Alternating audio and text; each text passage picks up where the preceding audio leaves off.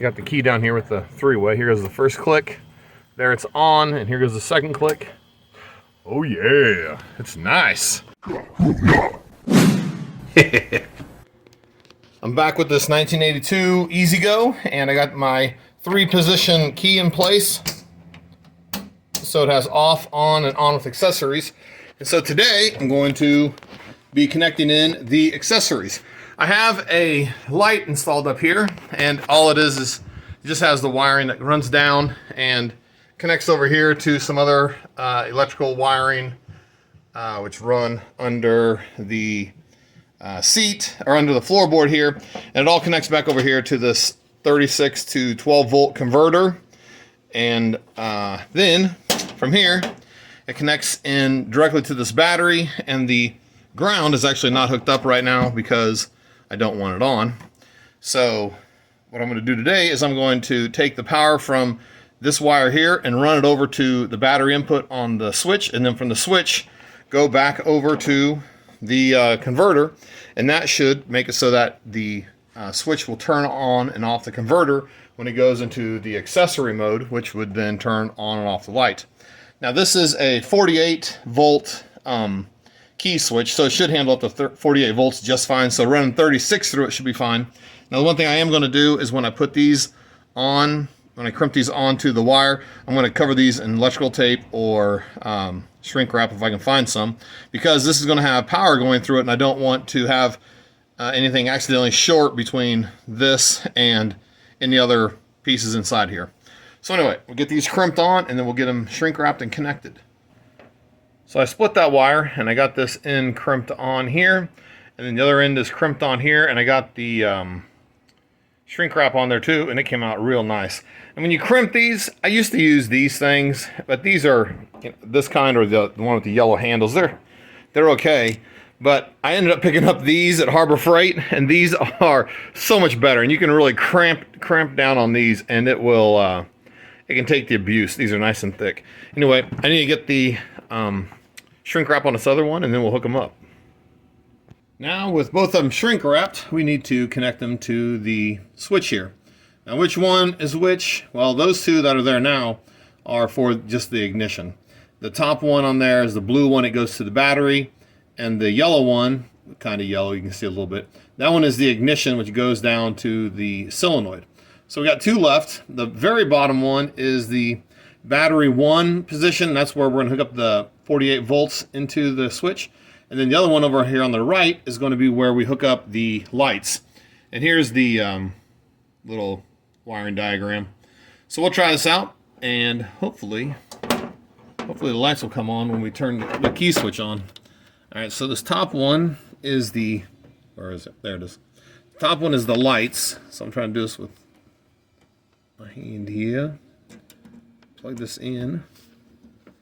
All right, so that one's in. All right, now let's be real careful and plug in this other one. If I can get to where we can both see. There we go, right here. All right, and all right, so there's that one now. All right, so they're both in. Here's this thing. I gotta hook up the ground wire too. Oops, sorry. Gotta hook up this ground wire, and it'll go directly over to the battery. So this thing will always be grounded, but it won't always have power. It'll only have power when the key switch turns on. Oh, this is wonderful. It's not even fully round. Oh well. It used to be when this thing, when the little converter over here was actually powered on, and you touch this on here like this, you'd start getting some sparks because it's actually pulling juice right away. Well, now I can immediately tell that it's not pulling juice because it's not sparking, which is good. So I'll put this on here, and then I'll tighten it up a little bit more. Now, like I said, this should make it so that when that key turns on, the light will turn on, hopefully, if I got it all right. Okay, pretty solid. All right, I'll tighten that up, and then we'll test it. All right, so I haven't tested this yet, so hopefully this just works. There's on, and there's on. So the converter should be getting power, and the light is on. All right, so I'll turn the switch off. back to just the run on position. And now the light is off again. So that's good. All right, here, I'll turn it on and off a couple of times while we're watching the light. All right, here goes on, and here goes off. On and off. Good. It's working like it's supposed to. All right, let's turn that on. And down here in the key switch, this shouldn't be hardly pulling any amps at all. The key switch is not getting hot, so it should be fine. I mean, it's only pulling hardly anything through there. So, all right. So no, that's good. Now it's got to figure out just tuck this back down in here again. Get it in there nice and neat somehow. Oh, nice. Now this wire's tight.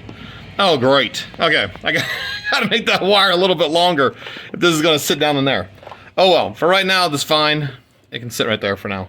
Anyway, that's how we get this light, how this light is supposed to work. You can put this over to off and then on if you just want to drive, or all the way over to on plus accessory, then you can have your lights on. And the big advantage of using this is that you don't have to put any extra holes inside this cart or anything, and this looks original, even though it's not. It just looks like it is because it has extra switch in there. Anyway, that's how I converted this thing over, or made it so I can have a switch for my lights. So anyway, I didn't do any wiring on the lights. They're just straight black for negative and red for positive, and running up to this converter. This converter has two inputs, two power inputs, which are these two on the left. That goes over to your battery, your 36 volt ground to 36 volt input. And then it has the two outputs, which is your ground is the black one, and then your power out is this yellow one. So these two are just wired directly to the light up above for the headlight so we can see at night. Anyway, I'll try to get some night footage of this and then call this project done. So we're outside now. I got the light up here, and I'm gonna go ahead and got the key down here with the three-way. Here goes the first click. There it's on, and here goes the second click. Oh yeah, it's nice. Let's see if we can, how this actually goes when you start driving. Oh yeah, this is awesome. And the light is actually on a pivot, so you can change it down or change it up or change it way up if you want. Wow, I can actually see a long ways there. That's kind of nice. Also, there's a little bit of overhang on the roof, so the roof is getting a little bit of reflective light back into the cab.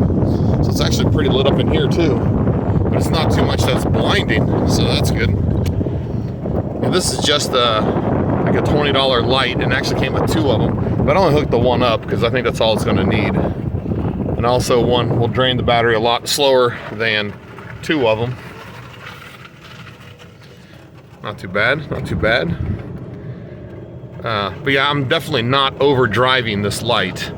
It's out there far enough that I'm not, worried about running over anything. Although this cart only goes about 11 miles an hour. Cool. Looks like it's working just fine. All right, well, I think that's about it.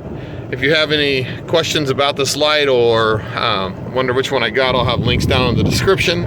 Also, if you have any questions, leave them in the comments and I'll try to help you out as best I can. And as always, thanks for watching.